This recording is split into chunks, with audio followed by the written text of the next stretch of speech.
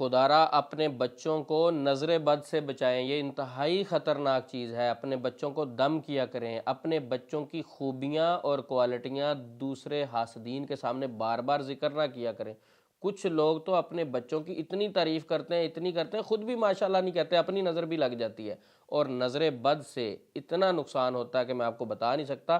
آج میں آپ کو ایک واقعہ بھی بتاتا ہوں، جس طرح آپ اپنے بچوں کو سردی سے بچاتے ہیں، گرمی سے بچاتے ہیں، اے سی لگاتے ہیں اس کو گرمی سے بچانے کے لیے، جس طرح آپ مختلف مسائل سے اپنے بچوں کو بچاتے ہیں، جراثیم سے بچاتے ہیں، اسی طرح آپ اپنے بچوں کو نظر بد سے بھی بچایا کریں۔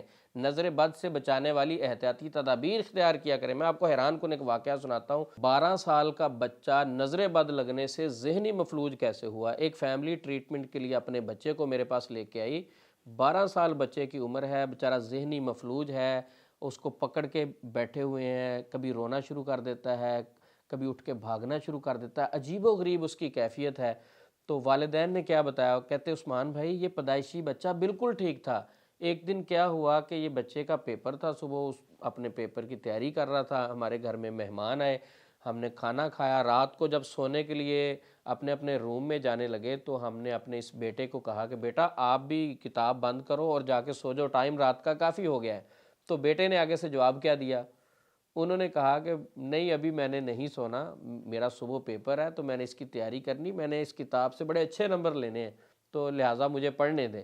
تو یہ بات سن کر وہ مہمان جو آئے ہوئے تھے ان میں سے خاتون کیا کہتی ہے، کہتی بچے تو ہونے چاہیے اس طرح کے، ہمارے بچے تو اس طرح کے ہیں، ان کو کہیں کہ بھئی پڑھو، کتاب اٹھا لو، محنت کرو، اچھے نمبر لینے ہیں، تو وہ کہتے ہیں کہ نہیں ہماری طبیعت نہیں ٹھیک، ہم نے سونا ہے، پڑھنے کو دل نہیں کرتا، ضد کرتے ہیں۔ تو یہ بچہ کس طرح کا ہے کہ اس کو آپ خود کہہ رہے ہیں کہ سو جاؤ بھئی کتاب چھوڑ دو، اور یہ کہتا نہیں نہیں میں نے ابھی پڑھنا ہے، میں نے اس کتاب میں بہت اچھے نمبر لینے ہیں۔ تو بچے تو بھئی اس طرح کے ہونے چاہیے۔ تو جب یہ انہوں نے باتیں کی تو ظاہر بات ہے ہم پاکستانی معاشرے میں رہ رہے ہیں، اکثر لوگ ماشاءاللہ نہیں کہتے، برکت کی دعا نہیں دیتے، تو کہتے یہ باتیں وغیرہ کہی عثمان بھائی، ہم سارے اپنے کمروں میں سو گئے، جا کے لیٹ گئے۔ بیٹے کو ہم نے کہا بیٹا آپ ادھر بیٹھے پڑھتے رہو، جب آپ کو نیند آئے تو پھر روم میں آ کے سو جانا۔ تو بیٹا 1 ڈیڑھ گھنٹہ پڑھتا رہا کتاب پہ، وہ اپنی تیاری کرتا رہا پیپر کی، اس کے بعد وہ بھی آ کے کمرے میں ہمارے پاس لیٹ گیا اور سو گیا۔ کہتے ابھی بیٹے کو سوئے ہوئے 1 گھنٹہ گزرا تھا کہ اچانک بیٹا چیخیں مارتا ہوا اٹھا۔ ہم نے اس کو پکڑا، پوچھا کیا ہوا، وہ چیخیں مارنے لگا، رونے لگا، کہتا مجھے کسی نے مار دینا، مجھے کچھ ہو جانا، میرا سانس بند ہو رہا، مجھے کسی نے پکڑ لیا۔ او بھائی کیا ہوا کیا ہے آپ کو؟ سمجھ ہی یہ بات نہیں آئی۔ کہتے ہم ہاسپٹلوں میں لے کے بھی جاتے رہے، مختلف روحانی علاج کرنے والوں کے پاس بھی لے کے جاتے رہے، اب 2 سال گزر چکے ہیں، بچہ اس کے بعد آج تک ذہنی صحت یاب نہیں ہوا۔ یہ اس کی یہی کیفیت ہے، بچپن میں یہ بالکل ٹھیک تھا، اس کے دوسرے بھائی بالکل ٹھیک ہیں، اس کو اس رات کے بعد یہ مسئلہ ہوا ہے۔ تو یہ نظر بد لگی تھی۔ الحمدللہ اس بچے کو ہم نے دم کیا، قرآن پاک کی تھیراپی کی ہم نے، اور ان کو کچھ رقیہ سننے کے لیے دیا، کچھ دعائیں پڑھنے کے لیے دی کہ آپ خود یہ دم کریں، تو ان کا ٹریٹمنٹ ابھی چل رہا ہے۔ تو آپ کو یہ واقعہ سنانے کا مقصد یہ ہے کہ بچوں کو نظر بد لگتی ہے اور اس کا قصوروار والدین بھی خود ہیں، اپنے بچوں کی کوالٹیاں دوسرے لوگوں کو بتاتے رہتے ہیں، میرا بچہ تو ایک دفعہ سبق پڑھ لے اس کو یاد ہو جاتا، میرا بچہ تو ٹاپر ہے، میرا بچہ تو فلاں ہے۔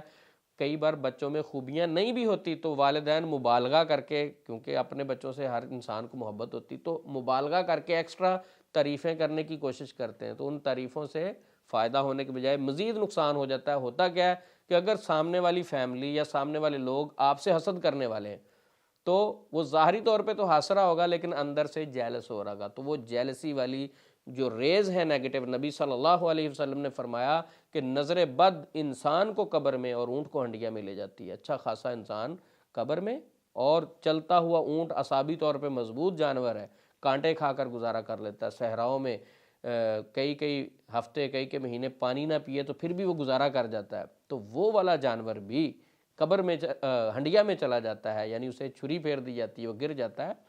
تو اپنے بچوں کی تعریف کریں، اچھی بات ہے، لیکن ان کو صبح و شام دم بھی کیا کریں، جس طرح نبی صلی اللہ علیہ وسلم بھی اپنے نواسوں کو دم کیا کرتے تھے۔ اعیذکما بکلمات اللہ التامہ من کل شیطان وہامہ ومن کل عین لامہ۔